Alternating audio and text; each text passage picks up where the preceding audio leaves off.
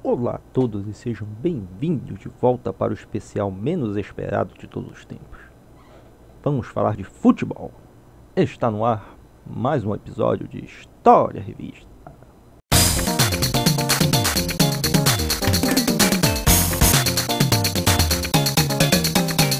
Este será o primeiro especial que realmente vamos usar uma revista, não apenas o assunto.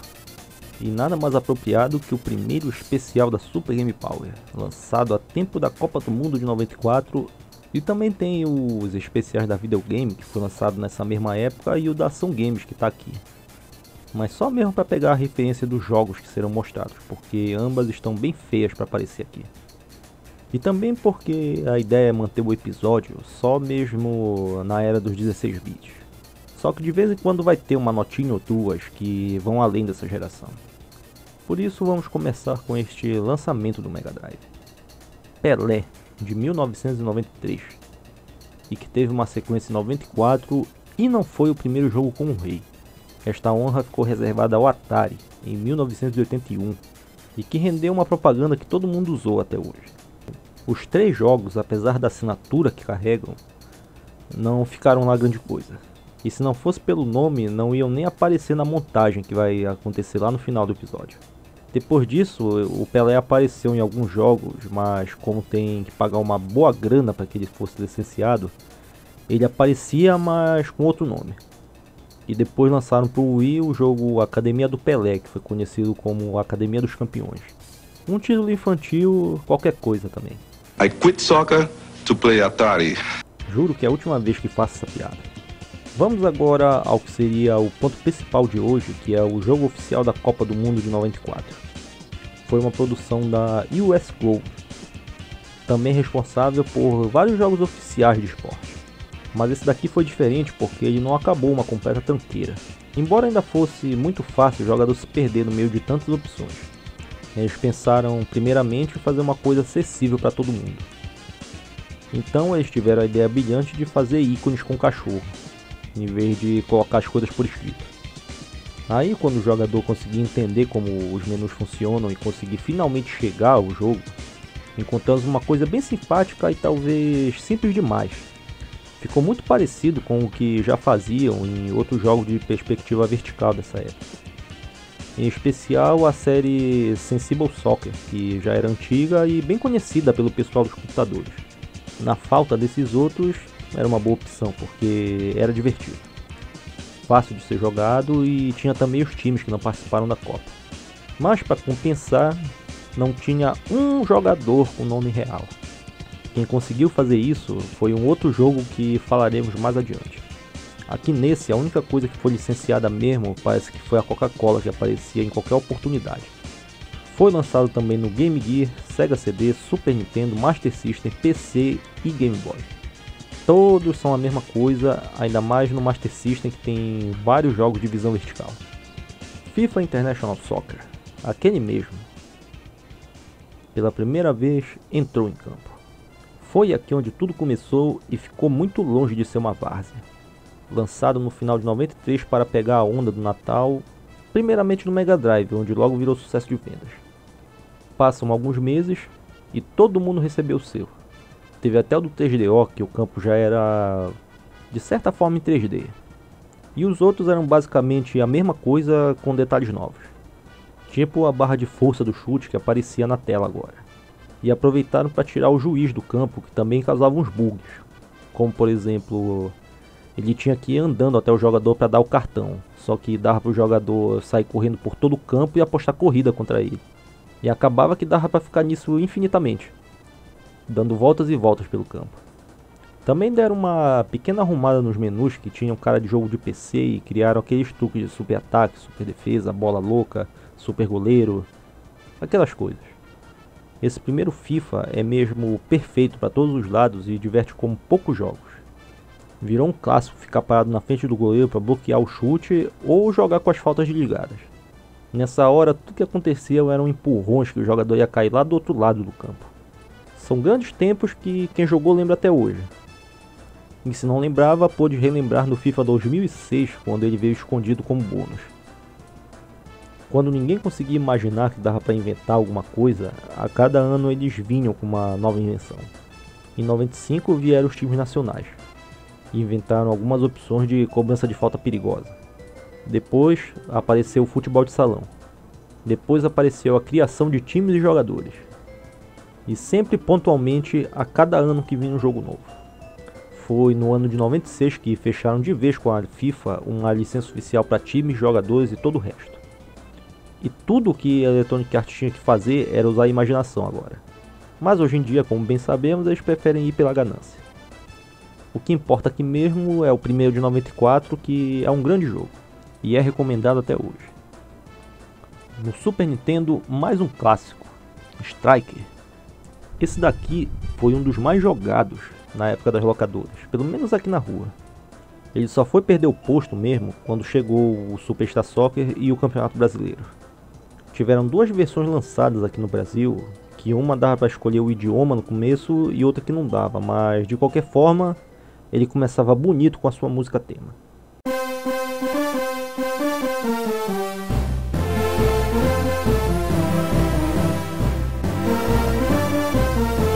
Passada essa primeira tela, ele vinha com uma quantidade indecente de opções de jogo que deve ser pelo menos o dobro do que foi visto lá na Copa do Mundo. Coisa que devia ser pelo menos o dobro do que foi visto lá no oficial da Copa do Mundo. Com a vantagem de que não dá para se perder tão facilmente, mas também é preciso saber o que faz quando mexe nas coisas. A maior inovação desse jogo foi o modo de editar times e jogadores, que infelizmente era pouco usado. Até mesmo porque não dava para salvar as alterações. O que ele usava aqui era um sistema de passwords de 1000 dígitos que ninguém devia conseguir anotar. Outro ponto forte desse jogo foi a quantidade insana de times e jogadores que foram licenciados. E nem fazia diferença que estavam desatualizados, porque os nomes eram da Copa de 90. Em último caso, dava para ir lá e escrever tudo de novo. E como já apareceu aí, o futebol de salão também, que foi a sua outra grande invenção. Alguns anos antes do FIFA, diga-se de passagem. Também saiu para o computador Amiga, Mega Drive, PC e um Atari. E para cada lugar do mundo que era lançado, ganhou um nome diferente. Na França, ele foi assinado pelo jogador Eric Cantona, que podemos ver essa foto dando um oi para o torcedor depois de ser xingado. E um tempo depois, teve continuações no Super Nintendo, CDI, PlayStation 1 e o último no Dreamcast. Se chamava UEFA Striker e é um dos piores jogos que já tive o desprazer de ver. Não é nem um dos piores de futebol, é um dos piores na categoria geral mesmo. Mas novamente o que importa é o primeiro. Por isso não se engane, jogue o primeiro do Super Nintendo mesmo, que é o recomendado. Vamos agora para um título curioso, o Supercopa. Tentem puxar pela memória de quando lançaram aquele basquete e aquele hóquei do Super Nintendo, em que o jogo não tinha uma câmera fixa. Quando pela primeira vez os jogos ficaram em 3D e o campo girava para todos os lados. Foram o NCAA no basquete e o Stanley Cup no hóquei. Entre os dois, saiu esse de futebol aqui. E foram vários nomes. Tony Meola nos Estados Unidos, que foi o goleiro do time americano nessa Copa. E no Japão foi assinado por Rui Ramos. Depois chegou ao Brasil com esse título porque a Playtonic, que representava a Nintendo aqui, resolveu traduzir o jogo e lançar em toda a América Latina. Também dava para escolher espanhol como idioma. E tem uns registros de que ele foi lançado também sem qualquer assinatura, só como World Soccer. A iniciativa foi boa, mas o jogo só ficou mediano. Justamente o campo girando, a sua grande estrela, virou uma coisa que atrapalhava demais. E atrapalhou do mesmo jeito como foi no basquete e no hóquei. E isso é um negócio tão fraco que mesmo os jogos 3D de hoje em dia tem uma opção de câmera em terceira pessoa que nem essa. É a chamada Action Cam. E que sempre teve no FIFA, mas nem lá funcionava. Nos últimos anos, eles inventaram uma variação que é mais usada naquele modo que nós controlamos só um jogador no campo. E é basicamente a mesma coisa, é como um jogo de ação em terceira pessoa, mas sem nada girando pela tela o tempo todo. Fora a bola, claro. Colocaram até uns toques cinematográficos que dão uma tensão extra na hora que o jogador fica na cara do gol. E é uma boa opção até para quem quiser testar. O que não foi o caso aqui no Supercopa. Eles foram apostar que o 3D é suficiente e deixaram o jogo só com essa vista o tempo todo. mas vamos dar o crédito que eles merecem. Foi uma boa ideia, só que mal executada. E como manda a tradição, é hora da montagem.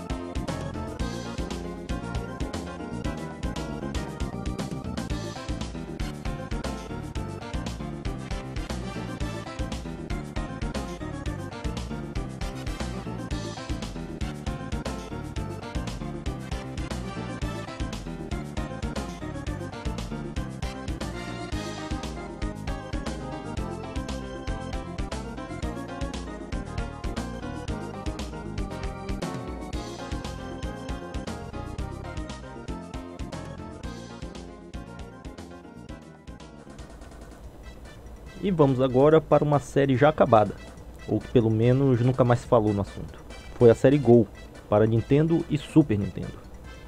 Na época, o seu jogo de futebol supremo, porque exatamente eu não sei. Mas de alguma forma conseguiram fazer o seu nome. O primeiro, que já vimos aqui, era o Nintendo 8 bits e era um jogo sem complicações. Era competente e divertido, sem muitos segredos. O segundo foi lançado quando o Super Nintendo já estava em alta, mostrou um bom avanço nos gráficos e uma visão inclinada, meio como já era o FIFA, só que já era meio que no final do ciclo do Nintendo. Mas é um bom jogo. Foi no tempo que o Super Nintendo já tinha recebido seu primeiro. E para o Super Nintendo, eles lançaram um Super Gol, que chegou mais ou menos junto com o sistema, e mesmo com esses bons gráficos, boa jogabilidade, é um jogo bom, mas eu nunca gostei dele. Não sei o que foi, mas nunca fui com a cara desse Super Gol. Pra ser sincero, com essa jogabilidade que ele tem, podia ser um jogo de qualquer coisa. E ele seria um jogo mediano como qualquer outro também. E aí tem a sua continuação, Super Gol 2, que a gente nem precisa olhar muito para perceber que é quase que uma cópia direta do Super Formation Soccer.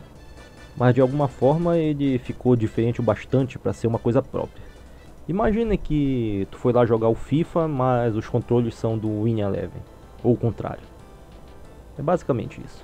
Parte do seu charme, uma coisa bem de japonês também, foi a coisa de ter música durante o jogo. Isso era comum no seu tempo, mas teve uma hora que parou. Lembro que aqui na rua o pessoal não gostou desse porque eles tinham a sensação de que a bola parecia que era de espinhos. Uma besteira dessa e o pessoal tudo descartou o jogo. Depois ainda teve um terceiro Super Gol, mas que ficou só no Japão. O que aconteceu mesmo foi que esses dois do Super Nintendo já eram jogos japoneses que eles resolveram lançar no resto do mundo, aí tiraram o jogador que assinava e os clubes japoneses. Aquele procedimento padrão. O terceiro, de qualquer jeito, só ficou por lá e é muito parecido com o segundo. E foi assim que acabou a série Gol, um segmento do especial séries canceladas aqui dentro do especial de futebol. Aqui pra frente temos mais um grande nome dessa época, Super Formation Soccer, conhecido primeiramente como Super Soccer e depois ganhou o resto do nome. Ficou famoso pelo juiz gordo e narigudo que roubava o troféu quando o jogador era o campeão. E também porque tinha a ombrada, que era cartão vermelho na mesma hora. Dificilmente o jogo acabava empatado porque também tinha o seu esquema de chutar de certo lugar que não tinha erro. Mas aí era uma questão de tempo que o jogo ficasse só nisso. Aqui eles mostraram a continuação que era bem melhor e mais balanceada. Em 94 eles lançaram mais um oficial da Copa do Mundo e no mesmo ano, depois que acabou a Copa, eles relançaram o jogo, mas agora com dados atualizados. Mas isso é uma coisa que nós temos que ver, que nessa época, para um jogo em cartucho ser lançado na época da Copa, uma janela de um mês, ele já tem que estar pronto há vários meses. E nesse meio tempo acontecem as convocações, cortes, alguém se quebra, alguém é pego no antidoping, alguém briga com o técnico, coisas acontecem. Depois disso, em 95, eles lançaram um que eram só times italianos e outro que era só time japonês. E a série foi acabar no PlayStation 1 com um jogo que ninguém viu, infelizmente. E para finalizar, vamos dar uma notinha aqui para a série Super Sidekicks do Neo Geo. Começou de forma tímida, o ano era 93 e já era um jogo animal. Chegou lá como quem não quer nada e conquistou seu espaço. Aí veio o 2 lançado em 94, que foi refeito do zero. Desde aqui eles continuaram a investir nos gráficos. Aqui nesse a jogabilidade ainda não era perfeita, e o jogo se resumia a fazer um esquema de correr o campo pela lateral, e isso causava um bug que fazia o goleiro sair da área. Depois era só marcar o gol mesmo. Em 95 veio o terceiro, que foi tudo o que dava para melhorar no segundo. E finalmente teve um jogo balanceado. Esse daqui foi impecável mesmo. Depois, em 96, veio o último, chamado Ultimate Eleven ou Super Sidekicks 4. Foi quando o jogo chegou no seu ponto mais alto. A jogabilidade ganhou elementos novos e não foi só uma refinada do que já tinham feito antes. Era mesmo um jogo completamente novo e vale muito mais partidas com a galera. E depois desse aconteceu algo curioso. Chegou 98 e a SNK pensou em ganhar um trocado com a Copa da França. Foi aí que eles lançaram o Neo Geo Cup. Mas a onda aqui foi que em vez de pegar o quarto jogo, eles decidiram pegar o terceiro e fizeram as mudanças nos times e uniformes. Eles praticamente relançaram um jogo antigo, só que não dá nem para dizer que foi atualizado, porque eles não tinham licença para jogadores e uniformes. E no jogo em si eles não mexeram em nada. E a pergunta que fica é por que foi que eles resolveram usar o terceiro em vez do quarto, que era um jogo muito melhor. A SNK e suas doidices, vai saber o que estava passando na cabeça deles. E depois desse, não temos muito o que falar com essa edição, que temos que lembrar que é do ano de 94, é de antes da Copa. E é por isso que tem muita coisa que virou clássico que ainda não tinha sido lançado. E isso é uma coisa que veremos dentro de instantes após uma montagem. Roda aí.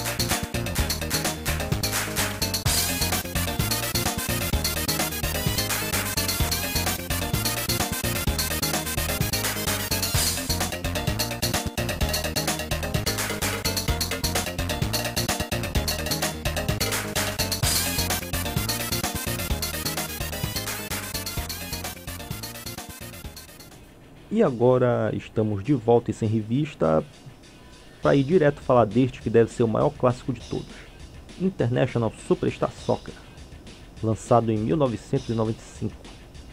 A primeira coisa a ser dita é que a sua versão japonesa tinha narração. E não estou falando do narrador que simplesmente falava gol, tiro de meta, escanteio, lateral. Não é nada disso. Era mesmo narração. Por algum motivo, a versão japonesa tinha muito mais coisas. Era quase a mesma quantidade de opções que vimos na continuação. Mas aí eles foram lá e cortaram várias coisas dessa que lançaram ao redor do mundo e que foi a que nós recebemos aqui. Vai ver, foi porque eles sabiam que o americano não gosta de futebol e não seria lucrativo. Aquela história que já conhecemos bem. E mesmo assim, vejam o sucesso que a série fez, mesmo com tantos cortes. Nessa época começaram a aparecer também os primeiros cartuchos do Campeonato Brasileiro. Aqui pelo Brasil, tiveram os lugares que receberam a modificação do jogo americano e outros receberam o jogo japonês, que ele até tinha uma abertura e incorporaram aquele código para jogar com o time Superstar. Só que aí eles mexeram nas coisas e colocaram que esse time na verdade era o Peru, terra natal da produtora Eagle Soft, que também modificou e lançou no Super Nintendo grandes títulos como Titanic, e cancelaram no meio do caminho o jogo da Barbie, que estava virando o jogo da Xuxa. Tudo a ver, sendo que a gente está falando do Pelé também. Mas vamos voltar ao que importa aqui. Um tempo depois veio a sua continuação, o Deluxe, que assimilou tudo o que tinha nas versões americana e japonesa e deram uma grande melhorada no jogo. E mesmo assim, muita gente ainda preferia o primeiro. O que faltava para a continuação se consagrar era virar Campeonato Brasileiro. Mas eventualmente isso aconteceu. Passava o tempo, passaram as versões, e uma coisa que seria um grande ponto fraco foi a falta de licença para usar nomes reais de jogadores. Mas pelo outro lado, acabou levando ao nascimento do craque Alejo, este que tem fãs por todo mundo e o universo até onde sabemos. O Win Eleven sempre teve a licença da liga japonesa, mas Superstar Soccer não, e por isso sempre teve o Alejo lá na frente no Brasil. Ele passou também pelo Nintendo 64 em 3 jogos, sendo que na versão 98 ou 2000, só no Japão, aconteceu a primeira aparição de um modo que se jogava como técnico do time, e que devia ser uma variante daquele modo de trajetória em que nós pegamos o time do Japão e vamos às eliminatórias da Copa do Mundo. Ainda não era uma Master League, mas já foi um começo. E daqui vamos direto ao seu primo no PlayStation, o Win Eleven, que hoje é Pro Evolution Soccer. Tudo começou em 95, junto com o lançamento do PlayStation 1, em que eles lançaram este futebol da liga japonesa que todo mundo dizia que tinham vários jogadores que pareciam Jaspion, quando na verdade era só foto, porque os bonecos pareciam caixas de tão no começo que estava o gráfico. O nome que ficou conhecido pelo mundo foi Goalstorm, sendo que no Japão ele já era o Win Eleven. Nome que foi escolhido para se diferenciar do Perfect e do Fighting Eleven, que eram os do Super Nintendo. Depois desse, a série pegou o nome e o International Superstar Soccer ganhou um Pro no finalzinho.